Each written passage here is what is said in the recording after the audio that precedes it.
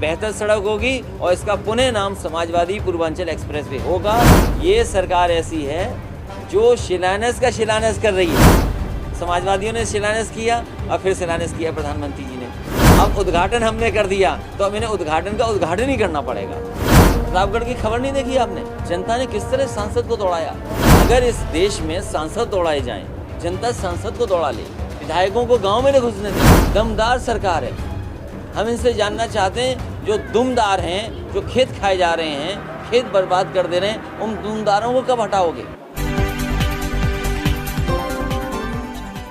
नमस्कार, मैं हूं वीर सिंह। आप देख रहे हैं समाचार इंडिया लाइव। खबर आजमगढ़ से है। अखिलेश यादव पहुंचे आजमगढ़, बोले 2022 में जनता देगी भाजपा को जवाब।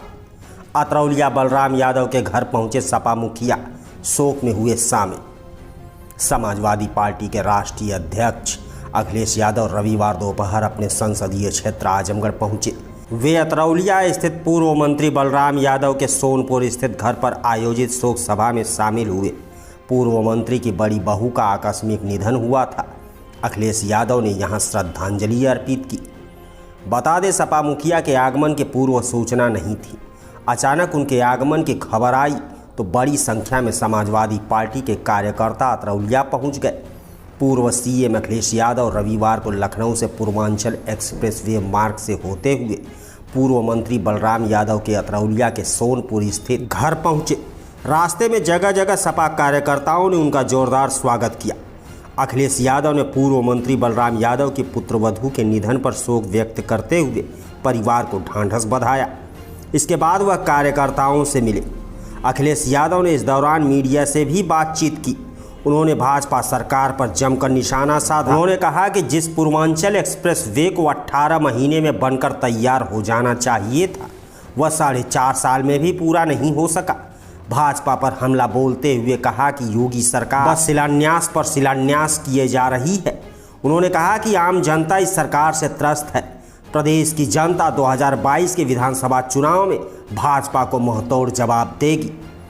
सरकार के प्रति जनता का आक्रोश।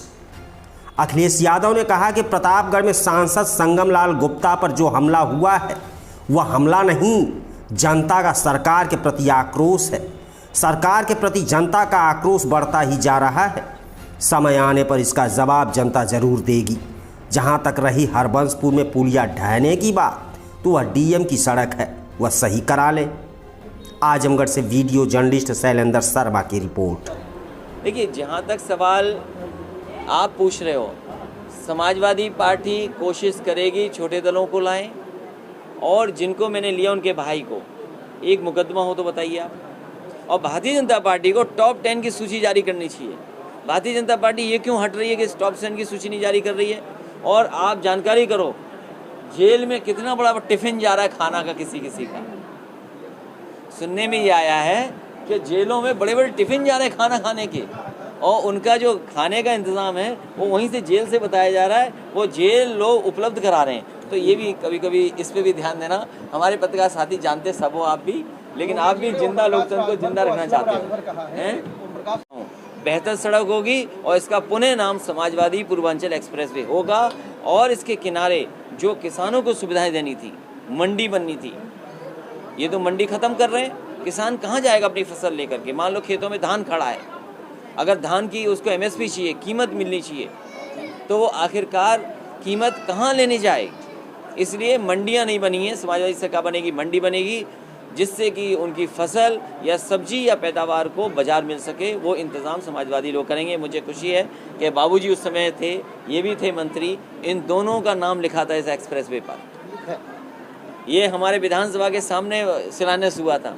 ये सरकार ऐसी है जो शिलान्यास का शिलान्यास कर रही है। समाजवादियों ने शिलान्यास किया और फिर शिलान्यास किया प्रधानमंत्री जी ने। अब उद्घाटन हमने कर दिया तो अब इन्हें उद्घाटन का उद्घाटन ही करना पड़ेगा।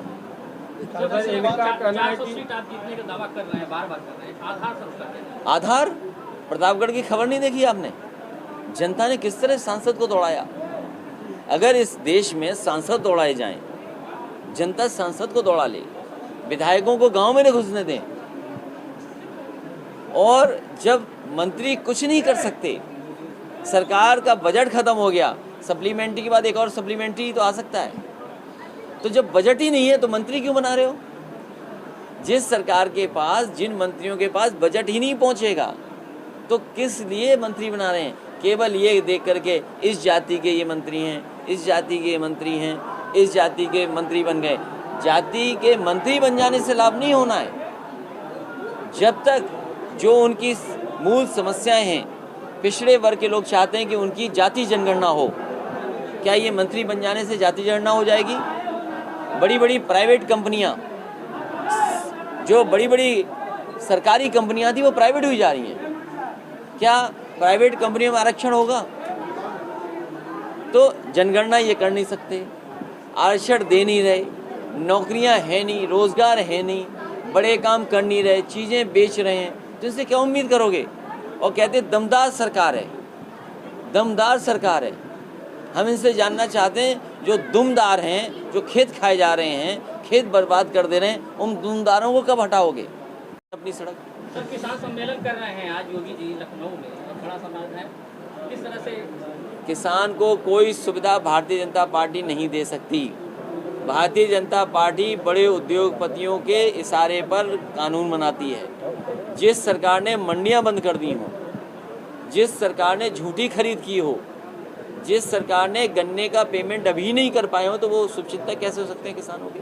ये तो पहले सबसे ज्यादा गन्ना का बकाया हमने भुगतान किया। ना, ये भुगतान बताते हैं, बकाया नहीं बताते हैं। आज भी उत्तर प्रदेश के किसानों का 12,000 करोड़ से ज़्यादा बकाया है। और डीजल अगर महंगा हुआ तो किसका नुकसान हुआ? डीजल महंगा हो गया, बिजली के मीटर महंगे हो गए, तो किसका नुकसान हो रहा है? अभी 4.5 साल की उपलब्धि योगी जी ने बताया, कहा कि नंबर 1 प्रदेश है पूरी इंडिया। वो नंबर 1 नीचे से था, वो थोड़ी किताब गलत देखी उन्होंने।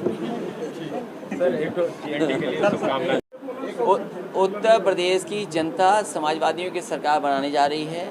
और हमारे पत्रकार साथी ने ठीक सवाल पूछा था, 400 कैसे? कल आपने देखा सांसद के साथ क्या हुआ, जनता ने क्या किया? आप बताइए, नाम बदलने हैं। अरे गुर्जर समाज के महापुरुष हैं, उनका नाम बदल दिया आपने। और पत्रकार साथियों से कहेंगे मुख्यमंत्री से मत मिलना आप, अगर मिले उनसे तो नाम पूछा तो कहो नाम बदल दें आपका। सर, मुख्यमंत्री जी कह रहे हैं बार बार कि 4.5 साल की सरकार में एक दंगा नहीं हुआ। अब उनका वो देखिए, जो मुकदमे थे वो दंगा तो खुद ही फैलाते थे। और ये सोचिए आप कि दंगा होने से किसको लाभ होगा? जो विकास की राजनीति करते हैं, समाज में समाजवाद लाना चाहते हैं, उन्हें दंगे से लाभ नहीं होगा। जो दंगा से लाभ होगा वो दंगा कराएंगे। अच्छा सर, जो हिंदू मुसलमान में नफरत फैला रहे हैं। सर, और कम से कम ये मामला तो बहुत तेजी से था, योगी जी ने जितने भी क्षेत्रीय दल, जितने भी छोटे दल प्रदेश के हैं, उन सबको साथ लाने का काम समाजवादी पार्टी कर रही है। उसमें जिनका आपने नाम लिया है, उनका भी दल है, उसे भी साथ समाजवादी पार्टी लाएगी और पूरा सम्मान उनको दिया जाएगा।